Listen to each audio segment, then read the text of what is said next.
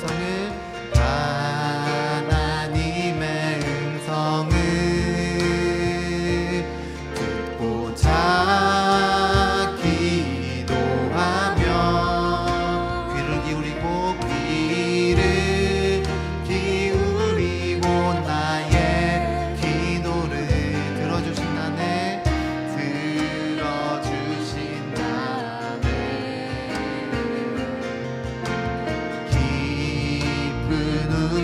웅덩이와 수렁에서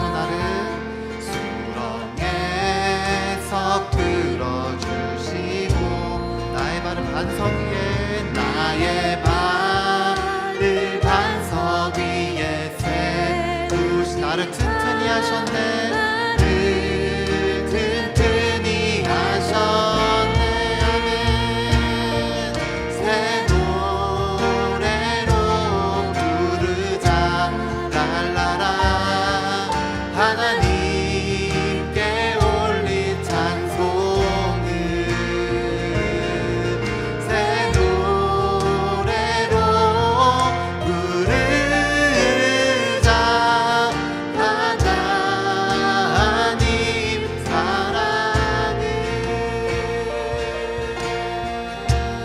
우리는 주를 의지하고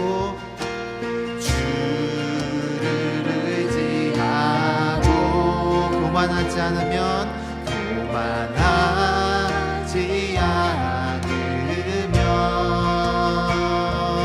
거짓에 치우치지 아니하면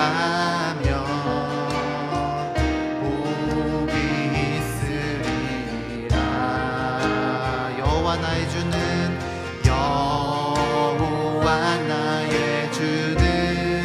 크신 권능의 주라.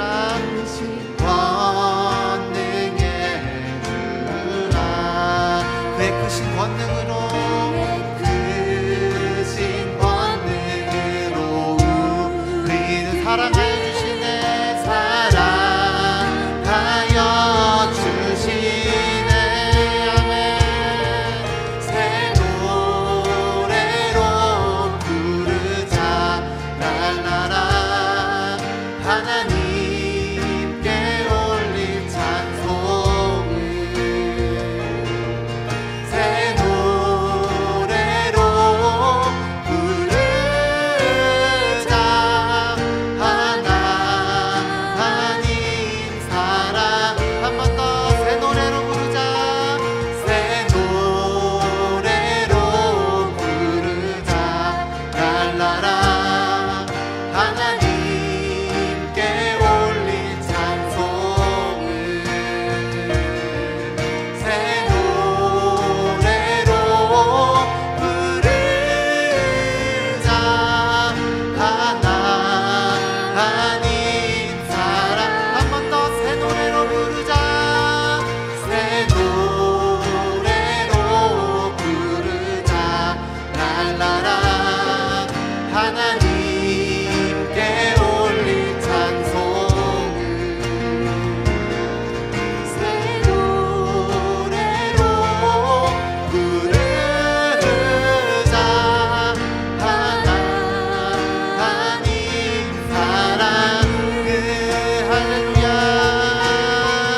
할렐루야. 할렐루야. 할렐루야.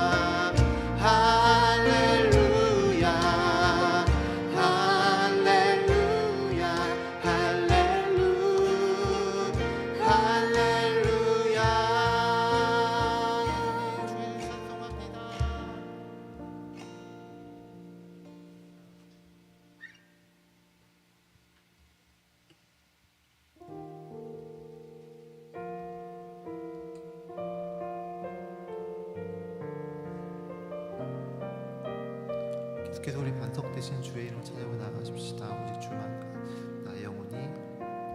나의 영혼이 잠잠히 하나님만 바라며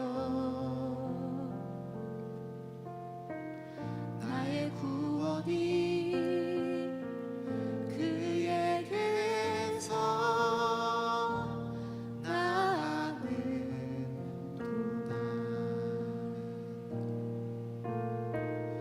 나의 영혼아 잠잠히 하나님만 바라라. 나의 소망이 저에게서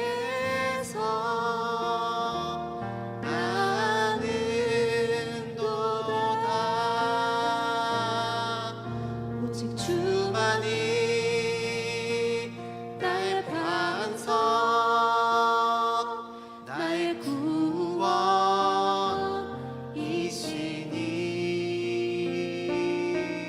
오직 주만이 나의 산성, 내가 요동치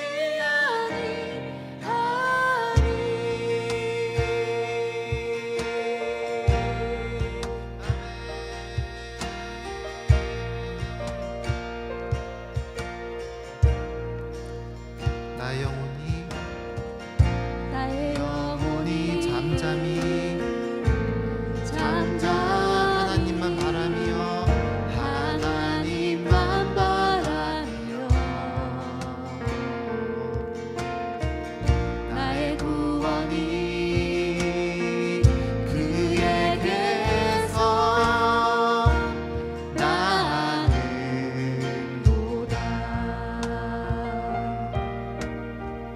나의 영혼아 하나님만 바라라. 하나님만 바라라. 나의 소망이 저에게서 나는도다. 오직 주만이 나의 반석, 나의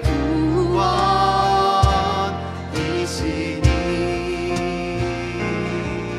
오직 주만이 나의 산성, 내가 요동치 아니하리.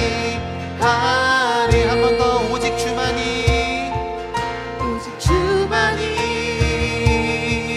나의 반석, 나의 구원이시니.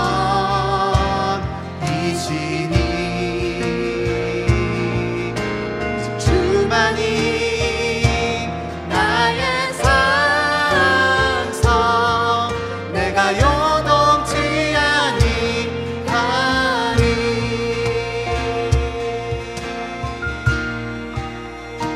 나의 영혼이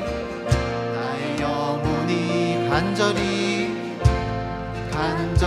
여호와를 갈망하며 여호와를 갈망하며 나의 입술이 여호와를 찬양하리. 여호와를 찬양하리. 나의 영혼이 즐거이 나의 영혼이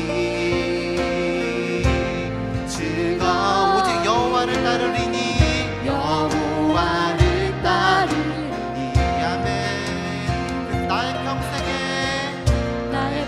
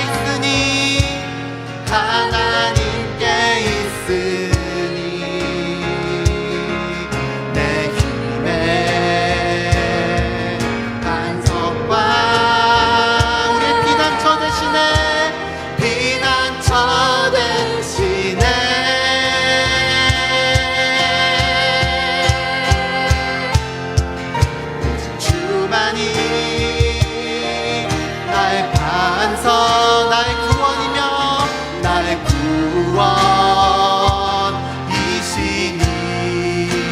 구원이시니 오직 주만이 나의 산성 내가 요동치 아니 한 번 더 오직 주만이 나의 반성 나의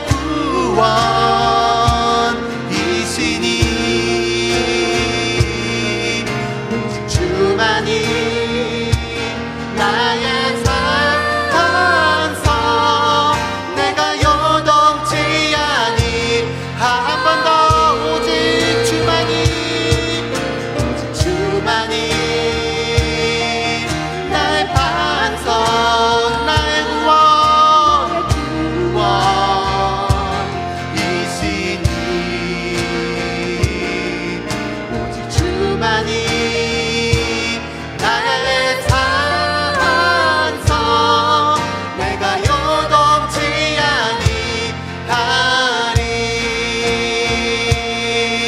오직 주만이 나의 반석 나의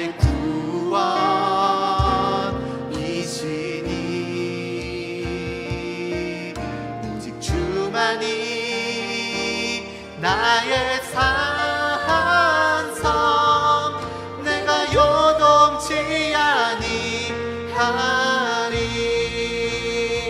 오직 주만이 나의 반석 나의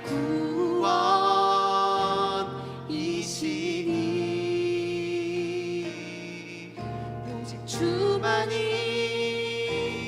나의 산성 내가 요동치 아니하리 내가 요동치 아니하리 내가 요동치 아니하리 한 번 더 내가 요동치 아니하리 내가 요동치 아니하리 아멘 우리 반석 되신 주님을 찬송합니다 예주님 우리 구원 되신 주님을 찬송합니다 예주님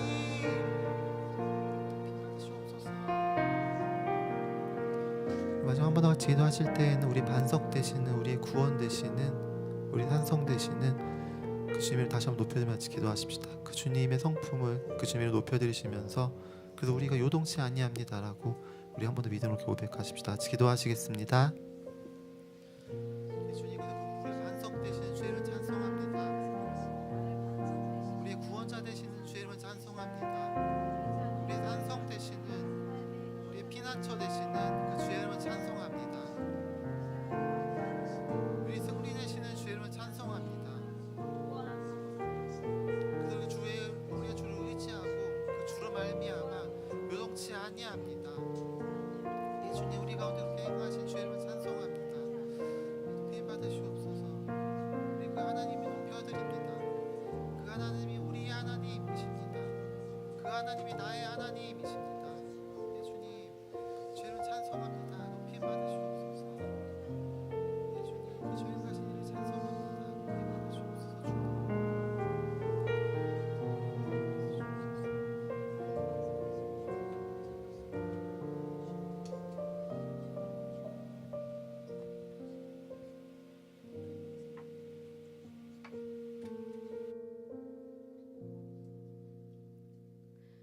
좋으신 하나님, 오늘도 주님 앞에 나와 예배하게 하시니 감사합니다. 어제부터 이어진 수련의 은혜를 오늘 이 시간까지 이어가게 하시고 주님이 부어주시는 은혜를 기대하며 나아갑니다. 이 시간 우리 영혼이 회복되고 더 주님께 나아가게 하여 주시옵소서. 돌아보면 삶 속에서 막막함과 두려움 앞에 흔들릴 때가 있습니다. 그럴 때 내 힘으로 홀로 서려 했던 연약함을 고백하며 회개합니다. 믿음으로 나아가고 나의 힘을 의지하기보다는 모든 순간 하나님께 묻고 구하게 하여 주시옵소서. 주님 앞에 기도 제목을 올려드립니다. 먼저 김대희 선교사님 기억하여 주시고 치료를 위해 약을 복용하시는 그 몸이 회복되게 하여 주시고 부작용이 없도록 선교사님의 몸을 붙들어 주시옵소서. 선교사님의 마음과 곁에서 지켜보며 애쓰는 가족들의 마음을 주님 위로와 평안으로 인도하여 주시옵소서. 또 티국으로 다시 돌아가셨는데 건강과 사역을 온전히 지켜주시옵소서. 판교 도시 사역을 위해 세우신 김용환 목사님, 양정 사모님 기억하여 주시고 감당하시는 모든 사역 위에 지혜와 능력을 부어주시고 무엇보다 주님을 사랑하는 동역자들과 함께 즐겁게 또 아름답게 생명력 있는 사역을 이루어가실 수 있도록 함께하여 주시옵소서. 또 우성화 목사님과 정소연 사모님 가정 늘 동행하여 주시고 또 양가 부모님의 건강과 모든 환경 가운데 함께하여 주시길 기도하며 또 말씀을 전하시러 가시는 곳마다 주님의 뜻이 온전히 선포되기를 기도합니다. 또 우리 좋은나무교회 성도님들 삶의 구석구석을 함께하여 주시고 가족의 구원과 연약한 육신과 또 회복이 필요한 모든 일들 가운데 함께하여 주시옵소서. 또 이 시간 말씀 증거하시는 목사님 영육을 강건하게 붙들어 주실 것을 믿으며 예수님의 이름으로 기도합니다. 네.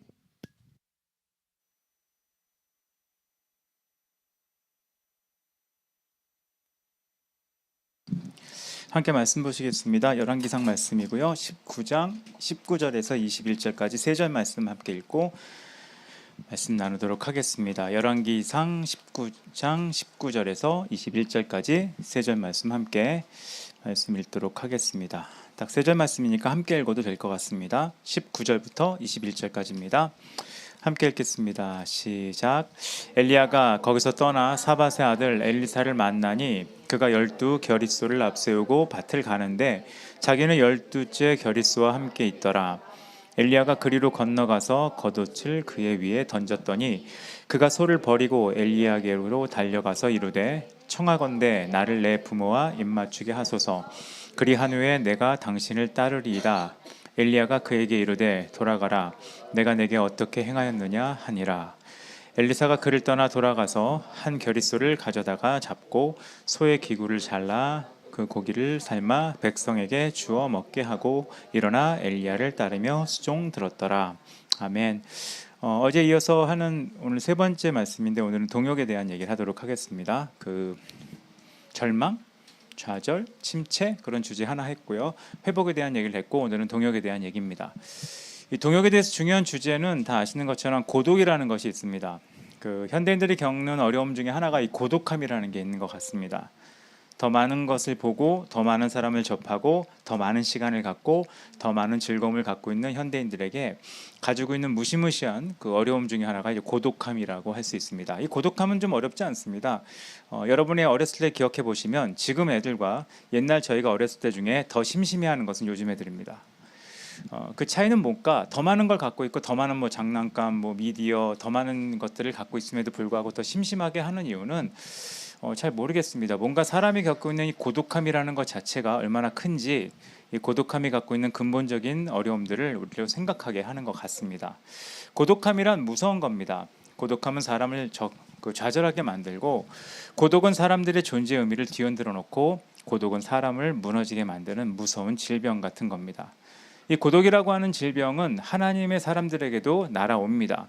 하나님을 믿고 있고 하나님 안에 예배하고 주님을 믿지만 이 고독이라는 건 누구에게나 오고요. 그것이 낙심을 가져오게 하고 삶의 열정을 잃게 하고 극단적인 포기에까지 이르게 하는 것을 우리는 엘리야를 통해서도 볼 수 있습니다. 엘리야는 사실 그랬습니다. 엘리야는 열심히 있는 사람이었습니다.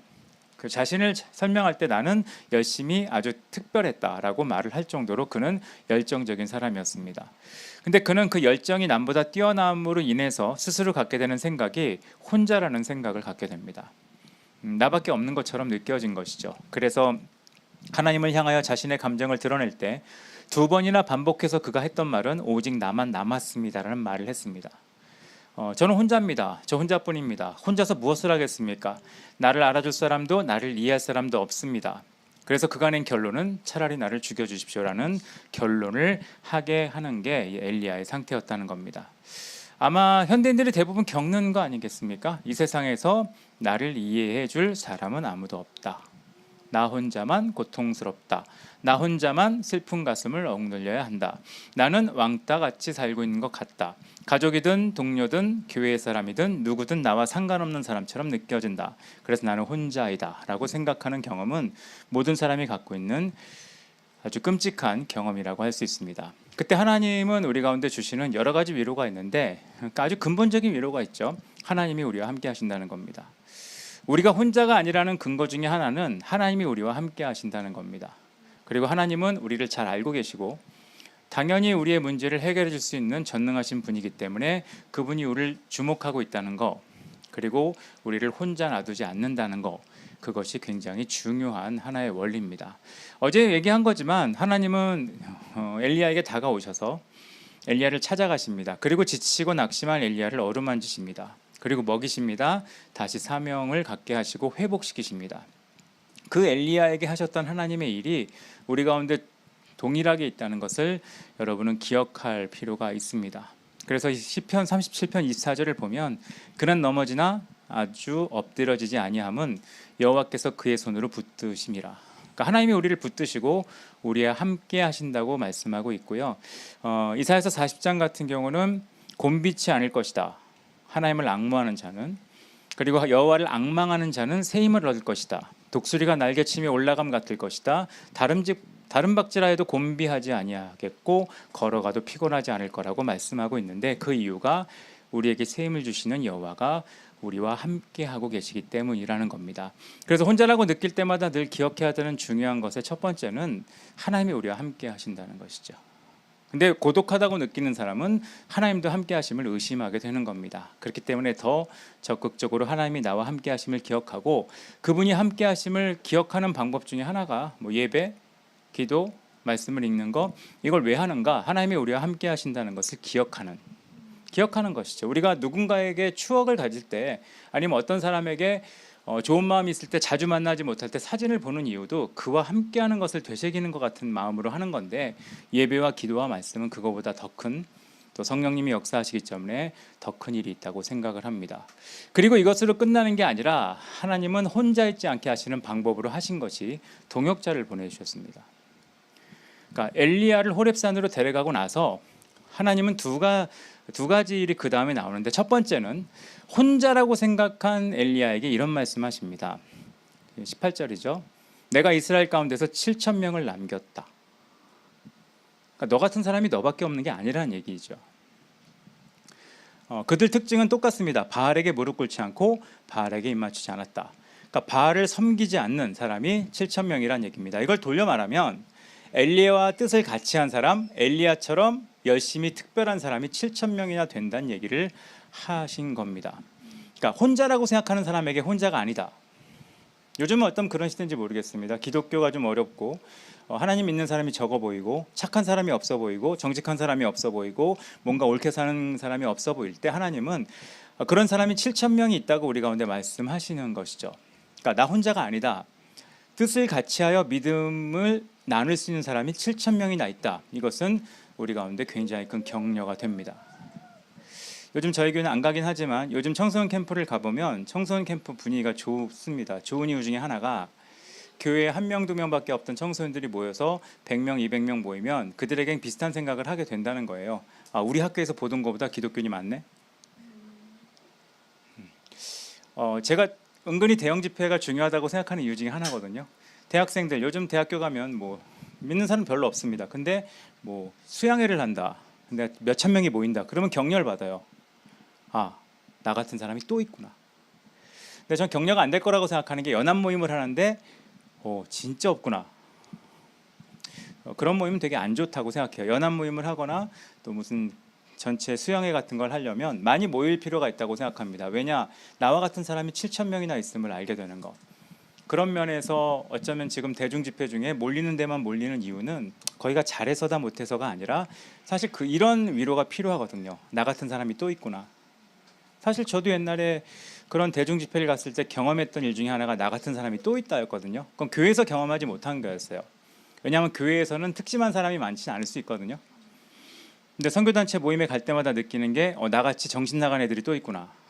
나같이 이게 정신 논 애들이 또 있구나. 이렇게 과격한 애들이 또 있구나. 이런 것의 격려는 굉장히 크다고 생각을 합니다. 이게 이제 엘리야에게 열정을 다시 일으키고 내가 잘못 살지 않았구나. 요즘 찬양 추세 중에 하나가 재밌는 찬양이 하나 있잖아요. 나는 주님을 섬김에 후회함이 없습니다.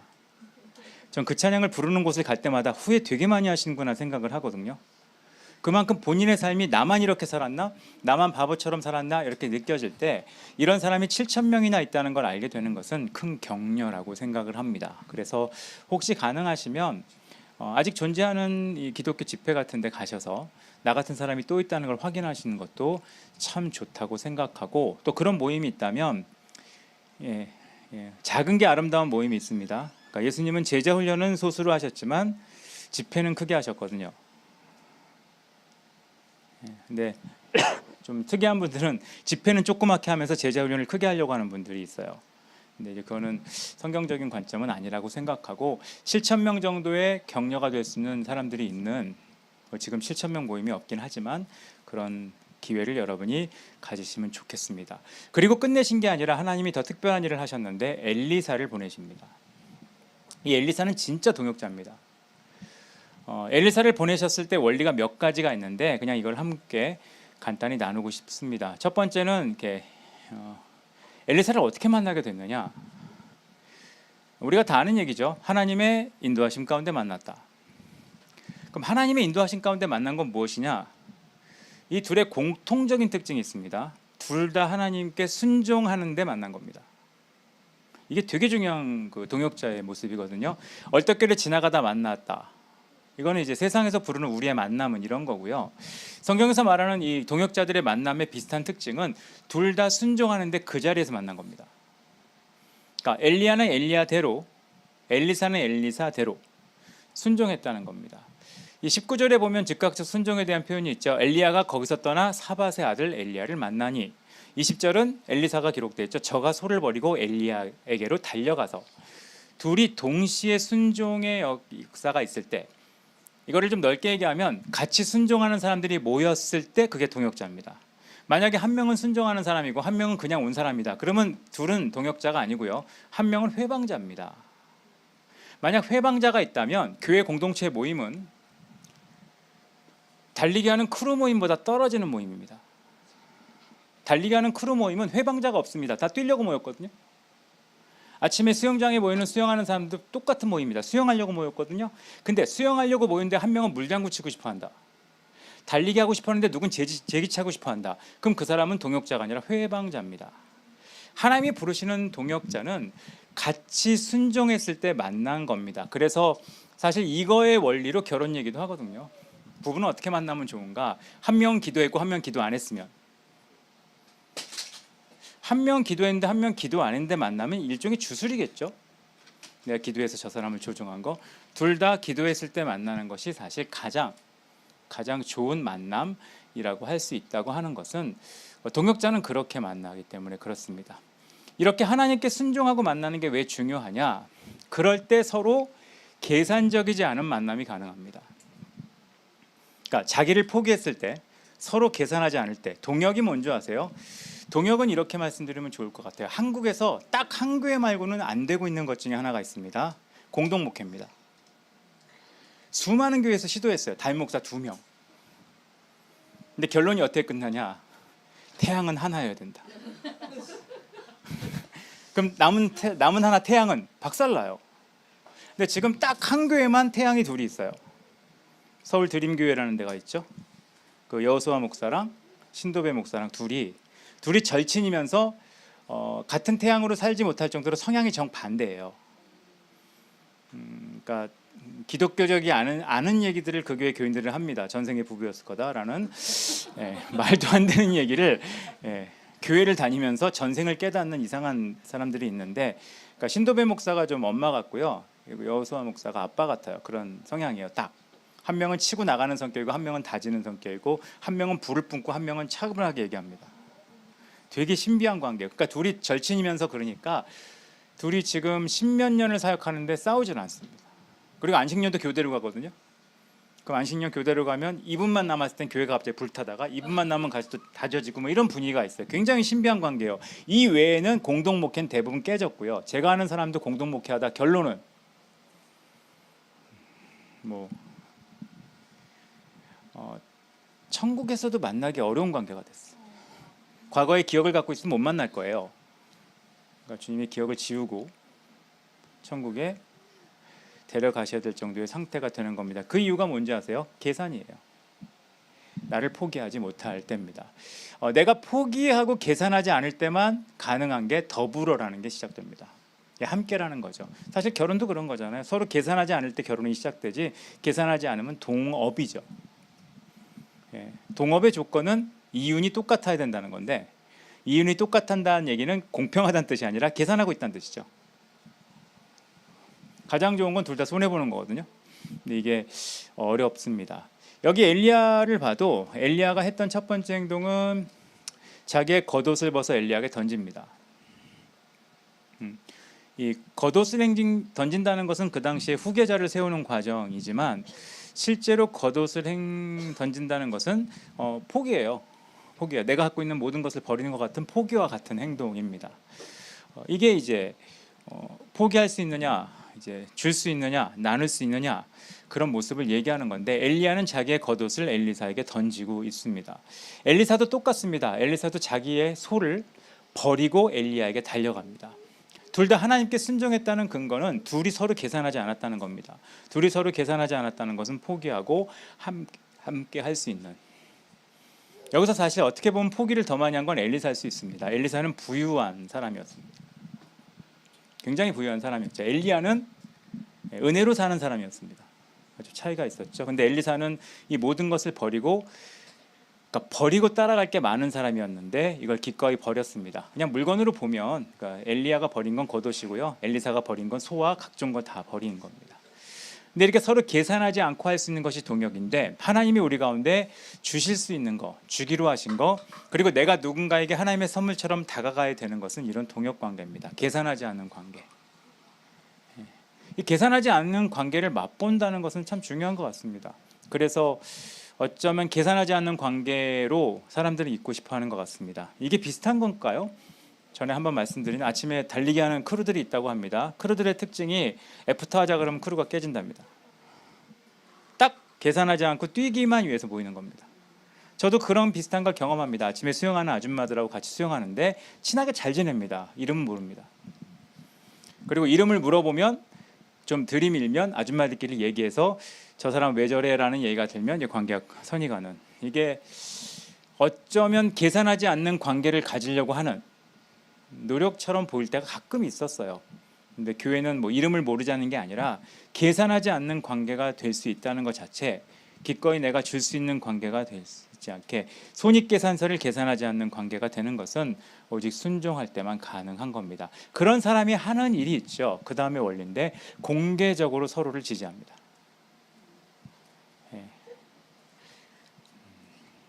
우리나라는 비밀리에 하는 지지를 잘하거든요. 내가 말을 안 해서 그렇지 속으로는 내 저 사람 편이야.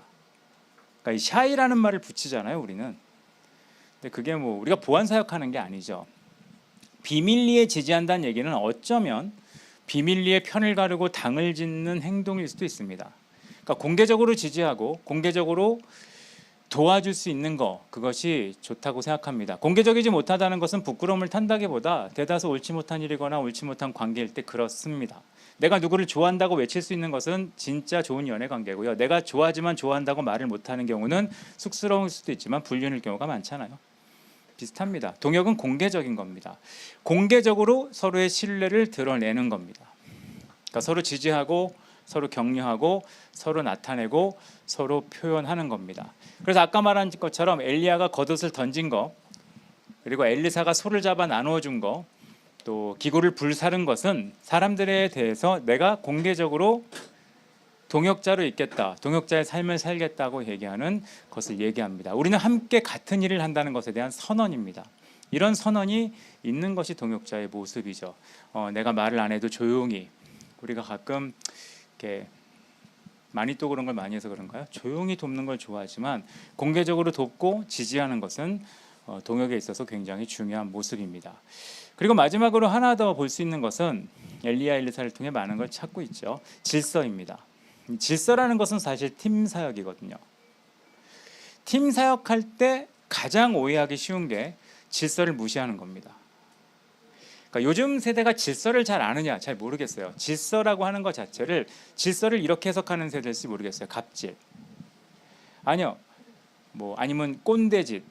질서는 질서에 대한 무감각은 동역을 할 수가 없습니다. 엘리야와 엘리사는 철저하게 질서에 의해 움직였습니다. 만약 내가 동역하는 사람이라면 동역자는 질서에 움직이는 겁니다. 찬양팀이 존재한다는 것은 찬양팀에 질서가 있다는 것이고 찬양팀의 질서는 찬양 인도자가 인도하는 것을 나머지 사람들이 도와준다는 겁니다. 이런 질서가 존재하는 것이 실제로 동역의 원리입니다. 부부도 마찬가지입니다. 부부에도 질서가 필요한 것이고요. 교회 공동체도 질서가 필요한 겁니다. 질서를 깨고 질서를 어겨서 내가 하고 싶은 대로 움직이겠다는 것은 동역자도 아니고 회방꾼이고 혼자만 존재한다는 겁니다. 그런 사람들에게 해줄 수 있는 말은 딱 하나밖에 없죠.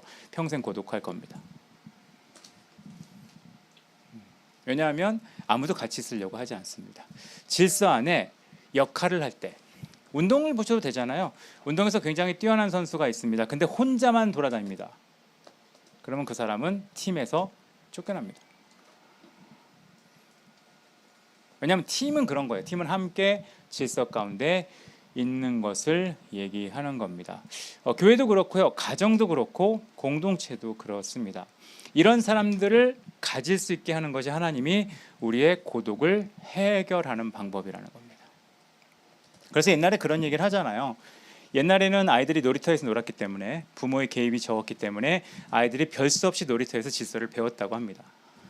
물론 그 질서를 통해 배운 것 중에 하나 더, 제 얘기가 아니라 좌절 내구력 열심히 얘기하시는 분의 설명으로는 놀이터에서 놀면서 애들은 좌절을 경험했고 좌절을 어떻게 해결하는지를 경험하고 질서 안에 어떻게 내가 포기하고 어떨 때 내가 내 권리를 더 드러내야 되는지에 대한 조율, 그런 것을 놀이터에서 했다고 합니다. 근데 절대로 배우지 못하는 공간에서 요즘 애들이 논다 그러죠. 인터넷은 조율이 필요 없습니다. 끄면 됩니다. 그리고 조율할 필요 없습니다. 리부트 하면 되고요. 조율이 싫다 그러면 옮기면 됩니다. 그래서 요즘은 조율보다 더 잘하는 게 손절이죠. 손절은 절대로 조율을 못하는 겁니다. 괜찮아요. 당신도 손절당할 겁니다. 이건 조율을 못한다는 얘기거든요. 근데 이런 조율을 할 수 있다는 것 자체는 질서에 대한 이해가 있다는 것이고요. 의사소통도 사실 이런 질서의 원리를 이해할 때만 가능한 겁니다. 지금은 질서가 무너진 시대거든요. 무분별한 저항의식이 판을 치고 민원도 무조건 하면 끝나는 시대가 되고 자유와 방종의 구분도 없고 민주와 질서의 개념이 혼돈돼 있고 이럴 때 이 질서 없이 그냥 같이 있는 것만으로 좋게만 얘기하는 것도 우린 동역이라고 착각하는 시대에 살고 있는지 모르겠습니다. 근데 실제 동역은 질서 가운데 하는 겁니다. 돌이켜보면 저희 교회도 옛날에 이 질서를 무시하는 사람들이 있었습니다. 그러니까 리더가 있는데 리더의 걸 무시하거나 전체 함께 결정해야 될 것을 혼자 치고 나가서 결정하거나 또 찬양팀이 있는데 앞에 인도자와 상관없이 혼자 그 주에 배운 주법을 연주한다든가 이런 것들을 함으로 전체 질서를 깼던 사람들이 실제는 존재했었습니다. 그럼 그거는 본인에게 최선일 수 있지만 동역은 아닙니다. 동역이란 조율하는 겁니다. 그래서 동역하는 사람들은 그렇잖아요. 달리기 하는 사람들, 달리기 전 안 해봤어요. 근데 달리기 하는 사람들 얘기에 따르면 저는 비슷한 걸 경험합니다. 저희 반에 수영을 되게 잘하는 친구가 하나 왔어요. 잘하는 친구가 왔다는 걸 어떻게 하냐면 자세가 죄송해요. 시건방이에요. 이러고 옵니다. 그리고 수영할 때 혼자 치고 나갑니다. 아무도 그 사람 존경하거나 좋아하지 않습니다. 왜냐? 어차피 저렇게 치고 나가도 선수가 아닌 거 알거든요. 코치보다 느릴 거라고요. 근데 여기서 지금 뭐 하는 짓이냐? 같이 해야 되는데 팀 사역은 그런 겁니다. 이게 동역이거든요. 근데 달리기 할 때도 비슷하다 그러죠. 달리기 할 때도 국가대표 출신이 와도 치고 달리지 않습니다. 어떤 속도로 뛸 거냐를 조율하고 대화하고 질서 가운데 그 크루에 크루장이 있다면 크루장의 의견을 듣고 움직이는 것이 기본적인 공동체의 모습이에요. 그러니까 제가 지금 이걸 계속 반복해서 얘기하는 이유는 교회라는 공동체가 달리기 크루와 뭐 수영 동호회나 이런 동호회보다 떨어지면 여길 누가 오겠냐는 거예요. 교회 어때? 그러면 뭐 달리기만 못해? 교회 어때? 수영하는 사람만 못해? 교회 어때? 같이 고스톱 치는 사람만 못해? 이러면 이거는 너무 이렇게 답답하게 되는 거죠. 적어도 이 정도의 모습을 보일 수 있는 것이 필요한데 이거는 세상에 있는 원리가 아니에요. 성경에 당연히 있는 원리입니다. 동역은 그런 겁니다. 말씀을 좀 마치고 싶습니다. 하나님은 혼자 있는 자를 혼자 있게 하지 않으십니다. 하나님이 함께 하신다고 하셨고요. 하나님은 동역자를 보내주셨습니다. 동역자는 같은 특징을 갖고 있다고 말씀드렸죠. 함께 하나님을 순종하는 사람들이 만나서 함께 순종하는 사람들이 만났기 때문에 서로 계산하지 않고 공개적으로 서로 지지하고 도와주며 그 안에 질서에 순종하여 조율할 줄 아는 사람들이 동역자라고 말씀을 드렸습니다. 그런 동역자가 있는 공동체는 힘이 있습니다. 여러분 머릿속에 어느 공동체든 떠올릴 때 저 공동체 왜 어려운가? 아마 순종하는 사람들이 만나지 않을 거고요. 서로 계산할 거고요. 서로 공개적으로 지지하지는 않고 숨어서 비밀리에 하는 일이 굉장히 많을 거고요.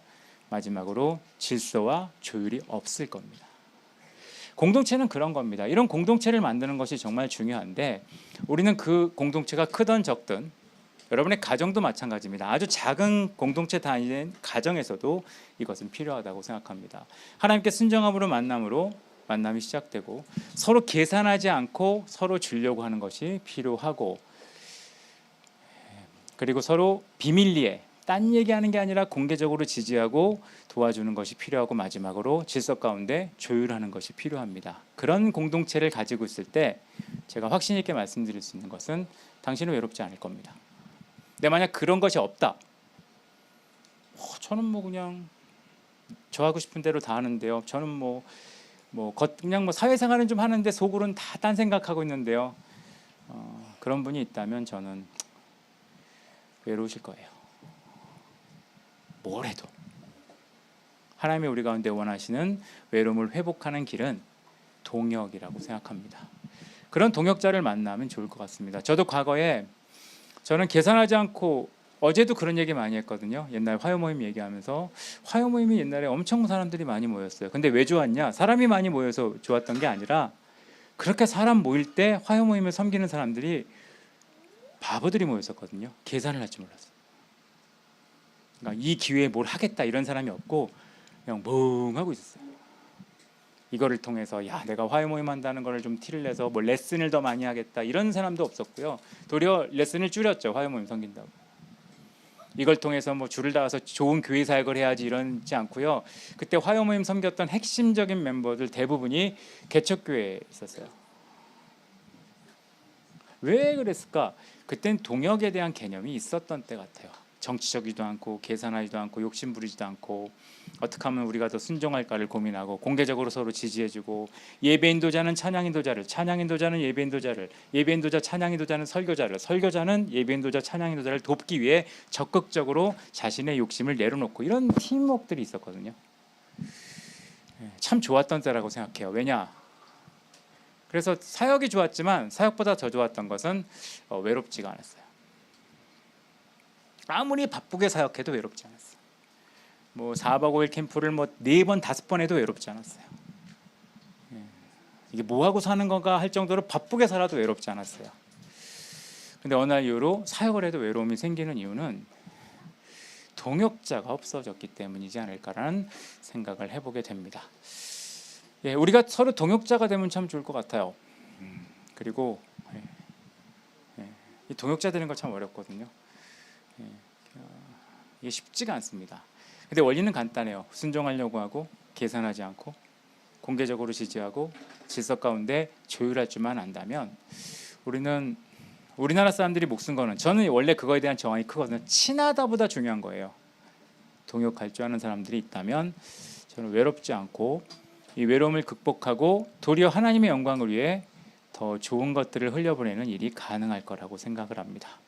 바라기는 우리가 함께 동역하는 사람들이 되어서 이 고독하고 외로운 세상에 어떻게 살아갈 수 있습니까? 주님이 함께 하셔서고 또 하나는 주님이 보내신 사람들이 함께해서다라고 말할 수 있는 여러분 모두가 되셨으면 좋겠습니다. 같이 기도하겠습니다.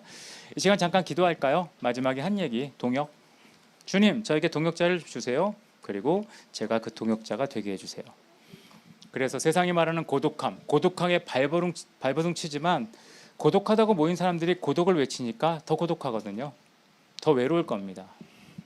모여 있는데 외롭고 같이 있어도 외롭고 그런 게 아니라 동역함으로 외로움을 이겨내고 도리어 함께하는 기쁨, 그 기쁨을 누리는 우리 모두 될 수 있게 해달라고 잠깐 기도하는 시간 갖도록 하겠습니다. 같이 기도하겠습니다. 하나님, 우리 가운데 동역할 수 있는 힘을 주시옵소서.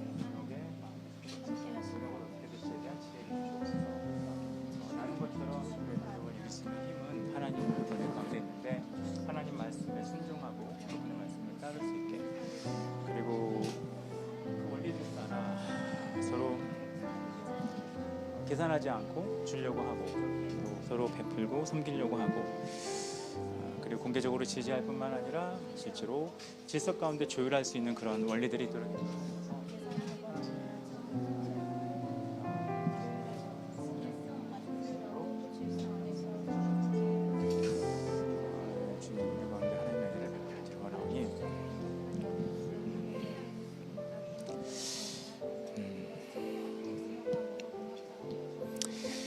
하나님, 우리 모두가 동역자가 되게 해주시옵소서. 각자 고독하고 힘들고 외롭게 사는 이 시대에 하나님이 함께 하신다는 것을 믿고 또 따르지만 하나님이 우리에게 보여주신 동역자로 서로 있으므로 우리가 하나님 앞에 혼자 열심히 사는 게 아니라 함께 싸우며 함께 성장하며 함께 변화되며 함께 영향력을 미칠 수 있는 은혜가 우리 모두 가운데 있을 수 있도록 하나님 역사하여 주시옵소서. 지금은 우리 주 예수 그리스도의 은혜와 아버지 하나님의 놀라우신 사랑과 성령 하나님의 교통하심이 함께 동역자로 있어 하나님 안에 하나님이 하나이듯이 우리가 하나됨으로 주님을 나타내기를 결정한 여기 있는 모든 한 명 한 명의 삶 위에 이제로부터 영까지 함께 있을지어다. 아멘.